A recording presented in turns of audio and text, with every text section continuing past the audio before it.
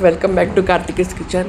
मी आज बनवलं तो मटकी फ्राय आणि एक वेट लॉस मेंटेन करण्यासाठी किंवा प्रोटीन डाएट म्हणून हा खूप छान पदार्थ आहे, रेसिपी आहे।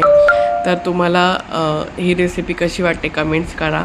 एक कमी तेलामध्ये बारीक चिरलेला कांदा, थोडी तिखटवाली हिरवी मिरची आणि जिऱ्याची फोडणी दिलेली आणि रात्रभर भिजवलेली मटकी, त्याच्यामध्ये शेंगदाणे घातलेले होते मी। तर असं फोडणी दिलेली, थोडं त्याच्यामध्ये लिंबाचा रस, चवीपुरतं मीठ आणि हळद घातलेली आणि त्याला वाफेवर छान असं शिजू दिलं मी झाकण ठेवून। बाकी काही नाही घातलेलं, पाणीसुद्धा नाही घातलेलं आणि अशी छान करपूस अशी लोहयुक्त मटकी झालेली। त्याच्यावर मी गार्निशिंगसाठी बारीक चिरलेली कोथिंबीर, कांदा आणि थोडं दही घातलेलं आणि छान असं मी मटकी एन्जॉय केली।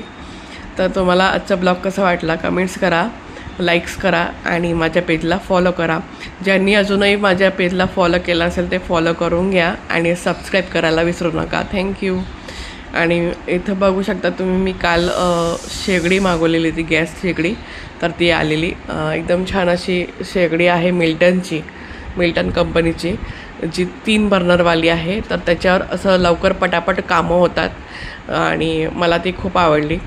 तर तुम्हाला आजचा ब्लॉग कसा वाटला नक्की कमेंट्स करून सांगा आणि माझ्या पेजला फॉलो करा। थँक्यू।